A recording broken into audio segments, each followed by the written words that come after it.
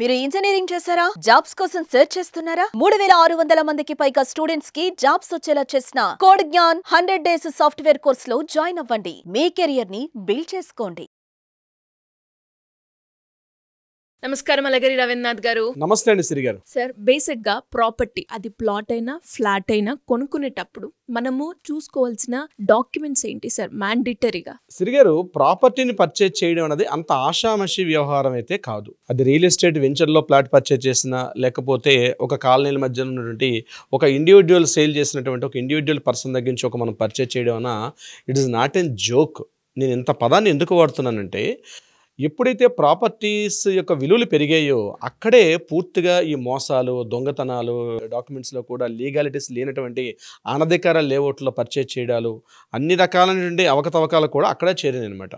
అందువల్ల ప్రాపర్టీని పర్చేజ్ చేస్తున్నామంటే ఒక అమ్మాయిని మన ఇంటికి కోడలుగా తెచ్చుకోవడానికి ఎన్ని రకాల జాగ్రత్తలు చూస్తారో ఓ పెద్దవారు, అంతకు మించి 100 రెట్లు మనం పరిశీలిస్తే తప్ప ఒక మంచి ప్రాపర్టీని మనం చూసుకోవడం అనేది చాలా కష్టం. నేను ఎందుకు ఈ మాట చెప్తానంటే, కొన్ని వందల డాక్యుమెంట్లు, కొన్ని వేల ప్రాపర్టీలు మనం చూసాం కాబట్టి అనుభవంతో నేను చెప్తున్నాను సిరి గారు. ఒక ప్రాపర్టీని పర్చేజ్ చేసేటప్పుడు ఎటువంటి ప్రికాషన్స్ తీసుకోవాలి గుర్తుపెట్టుకోండి. జనరల్గా 90% ఎక్కడ తప్పులు చేస్తుంటారంటే రేట్ డిస్కషన్ చేసుకుంటారు ఫస్ట్. ఇక్కడ సపోజ్ ఒక స్క్వేర్ యార్డ్ ఇక్కడ ఒక 20,000 రూపీస్ ఉంది పర్ స్క్వేర్ అంటే ఆయన ఏం తక్కువ రేటుకి ఇచ్చే ప్రయత్నం చేస్తాం. మేము అమెరికా వెళ్ళిపోతున్నాం అండి, మా పిల్లలు అక్కడ సెటిల్ అయిపోయారు కాబట్టి మేము వెళ్ళిపోతున్నాం ఉన్నాం. లేకపోతే రియల్ ఎస్టేట్లో వెంచర్లో ప్లాట్లు కొనుక్కునేటప్పుడు అక్కడ వాళ్ళు కూడా చెప్పేది ఏంటంటే, సార్ మాకు లిమిటెడ్ ప్లాట్స్ ఉన్నాయండి, మీరు తొందరగా మేము తక్కువ రేటుకి ఇచ్చి క్లోజ్ చేసేద్దాం అనుకుంటాం అని చెప్పి వాళ్ళు అట్లా చేసే అవకాశం కూడా ఉంటుంది. మీరు రేట్ డిస్కషన్ చేయడం ఎంత ఇంపార్టెంటో డాక్యుమెంట్ వెరిఫికేషన్ కూడా అంతగా 10 రెట్లు ఇంపార్టెంట్ ఉంటుంది. ఇక్కడ నేను కొన్ని కీ పాయింట్స్ చెప్తాను, కొన్ని ఇంపార్టెంట్ పాయింట్స్. ఒక డాక్యుమెంట్స్ పర్చేజ్ చేసుకునేటప్పుడు number 1 title deed. Title deed అని చూడాలి. అంటే ఆ భూమికి అసలేటువంటి యజమాని ఎవరు అన్నది first important. Title deed documents అనేవి మనం తీసుకున్న తర్వాత లింక్ డాక్యుమెంట్ చెక్ చేయాలి. టైటిల్ డీడ్లో ఉన్నటువంటి పేర్లు లింక్ డాక్యుమెంట్లో ఉన్నటువంటి పేర్లకి లింక్ కుదరాలి. ఇక్కడ ఉన్నటువంటి ఎవరైతే ఎక్స్ అనే పర్సన్ వై దగ్గర ప్రాపర్టీ పర్చేజ్ చేసినప్పుడు ఆ వైకి కూడా ఆ రైట్స్ ఉన్నాయా లేదా, అతను నిజంగానే లీగాలిటీగా ఆ డాక్యుమెంట్స్ ఆ పాస్ అని కిందకి అయ్యా లేదని చెక్ చేయాల్సిన కూడా చాలా అవసరం. ముఖ్యంగా టైటిల్ డీడ్ అనేది వెరీ వెరీ మోస్ట్ ఇంపార్టెంట్. ఇక రెండవది కస్రా పహానీ అంటారు. కస్రా పహానీ తెలంగాణ ప్రాంతంలో కస్రా పహానీలు చాలా వాల్యుబుల్. పహానీస్ చెక్ చేసుకోవడం అంటే ఆ యొక్క భూమి విస్తీర్ణం ఎంత, ఆ భూమి యొక్క పరిమాణం ఎంత, ఆ భూమి యొక్క సరిహద్దులు ఏమేమి ఉన్నాయి, ఇవన్నీ కూడా మనకి కాసరా పహానీలో దొరుకుతాయి. ప్రతి ఇయర్ కూడా కాసరా పహానీస్ రాస్తారు కాబట్టి అది దగ్గరగా ఉన్నటువంటి ఎంఆర్ఓ ఆఫీస్లో కాసరా పహానీ రికార్డ్స్ అన్నీ కూడా దొరుకుతాయి. ఇది వెరీ వెరీ మోస్ట్ ఇంపార్టెంట్. ఇక మూడవది అగ్రికల్చర్ ల్యాండ్ నుంచి నాన్ అగ్రికల్చర్ ల్యాండ్కి కన్వర్షన్ జరిగిందా లేదా అన్నది చాలా ఇంపార్టెంట్. అంటే నాలా అంటారు అది యాక్చువల్గా, ఆ నాలా జరిగిందా లేదా అంటే అగ్రికల్చర్ ల్యాండ్ నుంచి నాన్ అగ్రికల్చర్ ల్యాండ్గా కన్వర్షన్ చేశారా చేయలేదంటే చాలా చాలా ఇంపార్టెంట్. ఆ సర్టిఫికేట్ కూడా లేకుండా మనం ఎట్టి పరిస్థితుల్లో కూడా ప్రాపర్టీని పర్చేజ్ చేయం. ఇది కూడా చూడాల్సినటువంటి అవసరం కూడా ఉంది. ఇక 4th పాయింట్ విషయానికి వచ్చినట్లయితే ఈసీని చెక్ చేసుకోవడం, ఎన్కంబరెన్స్ సర్టిఫికేట్ అంటారు. ఈసీని చెక్ చేయడం చాలా ఇంపార్టెంట్. అంటే ఆ భూమి మీద ఎవరైనా లోన్లు ఏమైనా తీసుకున్నారా, ఆ ప్రాపర్టీ ఇప్పుడు మీరు కొనుక్కున్న ప్రాపర్టీ తాలూగా అక్కడ అదే డాక్యుమెంట్ యాస్టీస్గా వస్తుందా లేదా, అక్కడ క్లైమెంట్ ఎగ్జిక్యూటెంట్ అని ఉంటారు, ఎక్స్సిఎల్ అని మనకి వర్డ్స్ కనిపిస్తాయి. మనం ఒక ఎపిసోడ్ వీలైతే స్పెషల్గా చేద్దాం, ఒక ఈసీని ఎట్లా చెక్ చేయాలని చెప్పి ఒక మోడల్ ఈసీని కూడా పెట్టి మనం చేద్దాం. అక్కడ ఈసీని చెక్ చేసుకున్నప్పుడు ఈఎక్స్ అని కనిపిస్తుంది, సిఎల్, ఆ నేమ్స్ అన్ని కనిపిస్తుంటే అది యాస్టీస్గా ఇప్పుడు మనం చెక్ చేస్తున్న టైటిల్ డీడ్లో కూడా అదే డాక్యుమెంట్స్ ఉన్నాయా లేదండి చాలా మోస్ట్ ఇంపార్టెంట్ సిరి గారు. అది కూడా మనం క్రాస్ చెక్ చేసుకోవాల్సిన అవసరం కూడా ఉంటుంది మనం దానికి సంబంధించినటువంటి ఈసీ చెక్ చేసినప్పుడు. దీంతో పాటు మరొక ఇంపార్టెంట్ డాక్యుమెంట్ పర్మిషన్ సర్టిఫికేట్స్ ఉన్నాయా లేదా, అంటే మున్సిపల్ దగ్గరలో ఉన్నటువంటి ఆ మున్సిపల్ పర్మిషన్స్ ఉన్నాయా లేదా, లేకపోతే పంచాయతీ సర్టిఫికేట్స్ ఉన్నాయా లేదా, ఇవన్నీ కూడా మనం చెక్ చేయాల్సినటువంటి అవసరం అయితే ఉంటుంది. మున్సిపల్ పర్మిషన్స్ కానీ, అదే మన హైదరాబాద్ లాంటి ప్రాంతాలు అయితే హెచ్ఎండిఏ నుంచి అధికారికంగా ఉన్నటువంటి అప్రూవల్స్ ఉన్నాయా లేదా. మరికొన్ని చోట్ల డిటిసిపి అంటారు, డిటిసిపి ఆ పర్మిషన్స్ ఉన్నాయా లేదండి డాక్యుమెంట్ కూడా తరోగా చెక్ చేయాలి. కొన్ని చోట్ల ఏం చేస్తారంటే డిటిసిపికి అప్లై చేసిన లెటర్ చూపించి మేము చేసిన అప్లై లెటర్ మాకు డిటిసిపి పర్మిషన్ వచ్చిందని చెప్పి కూడా చాలా లేఅవుట్లో మోసపోయిన వ్యక్తులు నన్ను చాలామంది కలిసారు చాలామంది. అదేవిధంగా హెచ్ఎండిఏ కూడా ఈ లేఅవుట్ పర్మిషన్ ఇవ్వమని చెప్పి హెచ్ఎండిఏ వాళ్ళకి డాక్యుమెంట్ అప్లై చేస్తారు. దాన్ని హెచ్ఎండిఏ లెటర్ అంటారు. హెచ్ఎండిఏ లెటర్ ఉంటుంది.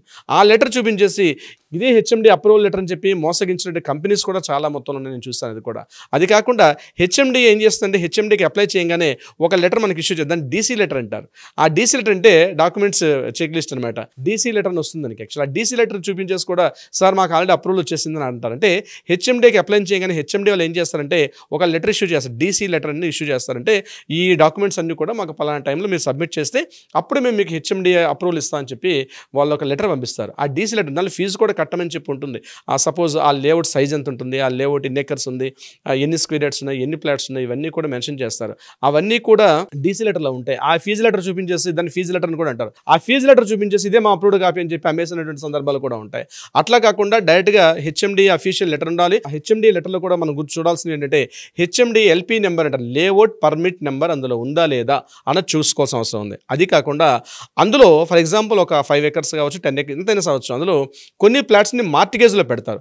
So and so plot numbers నుంచి so and so plot numbers వరకు కూడా these plots are belongs to the HMDA అని ఉంటుంది అందులో, ఆ హెచ్ఎండి అఫీషియల్ లెటర్లో. అంటే ఈ ప్లాట్స్ అన్ని కూడా హెచ్ఎండిఏకి ఉద్దేశించబడి ఉంటాయి. ఫర్ ఎగ్జాంపుల్ ఒక రియల్ ఎస్టేట్ వెంచర్ చేసినప్పుడు ఆ రియల్ ఎస్టేట్లో 15% ఆఫ్ ప్రాపర్టీ 15% ఆఫ్ ప్రాపర్టీ అనేది హెచ్ఎండిఏకి వెంచర్ డెవలప్ చేసినటువంటి డెవలపర్ దాన్ని హెచ్ఎండిఏకి మార్టిగేజ్ పెట్టాలి. అంటే హెచ్ఎండిఏకి రిజిస్ట్రేషన్ చేసేసేయాలి. అది రిజిస్ట్రేషన్ చేసేసేయాలి. సో ఫర్ ఎగ్జాంపుల్ ఒక ప్లాట్ నెంబర్ 15 నుంచి ప్లాట్ నెంబర్ 30 వరకు ఉన్నటువంటి plots belongs to the HMD అని చెప్పి రిజిస్ట్రేషన్ చేసేస్తారు.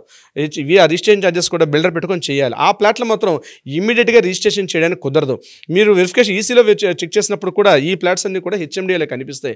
ఆ ప్లాట్స్ మళ్ళీ అందులో ఉన్నటువంటి ప్లాట్స్ కూడా వీళ్ళు అడ్వాన్స్ తీసుకొని అమ్మే ప్రయత్నం కూడా చేస్తారు. అందులో ఉన్నటువంటి ప్లాట్స్ కాకుండా ఎందుకు హెచ్ఎండిఏ మార్టిగేజ్ చేస్తారంటే ఈ ఎంటైర్ లేఅవుట్లో మినిమం డెవలప్మెంట్స్ చేయాల్సి ఉంటుందన్నమాట. అంటే ఏంటి, roads, drainage, electrification, street lights, pathways, revenue plantation, over head tank ఇట్లాంటి డెవలప్మెంట్స్ అంటే మినిమం కనీస సౌకర్యాలు, కామన్ ఫెసిలిటీస్ అని ఆ రియల్ ఎస్టేట్ డెవలపర్ చేయాలి.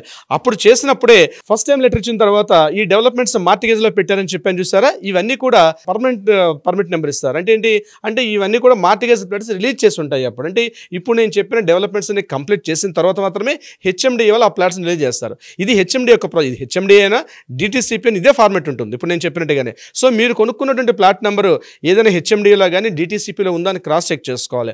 అటువంటి లెటర్స్, డాక్యుమెంట్స్ అనేవి మనకి ఇచ్చే లెటర్లో ఉంటుంది. సుమారుగా ఒక 5-6 పేజీలు ఉంటుంది.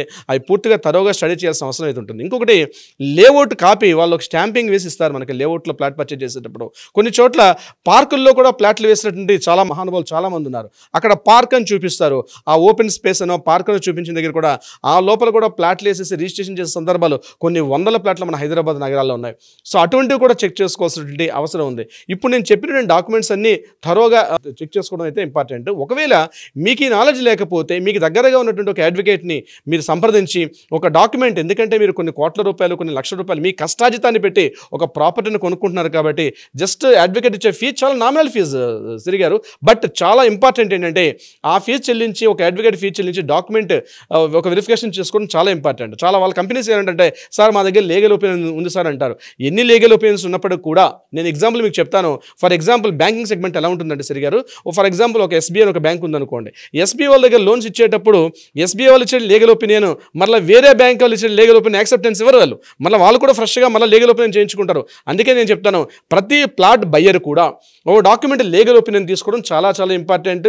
మీరు అడిగిన ప్రతి డాక్యుమెంట్ కూడా అక్కడ ఆయన ఇచ్చేటట్టుగా చూసుకోండి. మీరు అడ్వాన్స్ పేమెంట్ కట్టేటప్పుడు కూడా బిల్డర్ని ముందు అడగండి, సార్ నేను పేమెంట్ కడుతున్నాను కానీ మీరు అడిగిన ప్రతి డాక్యుమెంట్, మా అడ్వకేట్ అడిగిన ప్రతి డాక్యుమెంట్ మీరు ఇవ్వాల్సి వస్తుంది.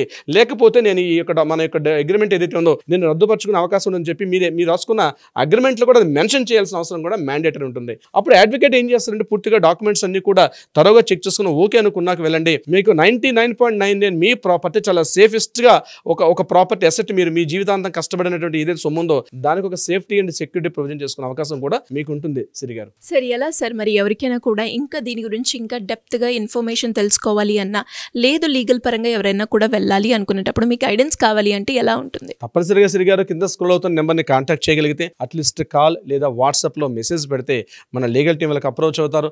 దానికి సంబంధించిన సలహా సంప్రదింపులు కూడా ఇచ్చే ప్రయత్నం చేస్తారు. అదే కాకుండా న్యాయపరంగా ఏదైనా వివాదాలు ఉన్నప్పుడు కూడా వాటికి కూడా పరిష్కారం ఉన్న దిశగా కూడా ప్రయత్నాలు చేస్తారు సిరి గారు. బట్ తప్పనిసరి గుర్తుపెట్టుకోండి, prior appointment is the very most important Siri గారు. Thank you sir, thank you so much. Thank you so much Siri గారు. సుమన్ టీవీలో మీ పర్సనల్ అండ్ బిజినెస్ ప్రమోషన్స్ కోసం కింది నెంబర్కి కాంటాక్ట్ చేయండి.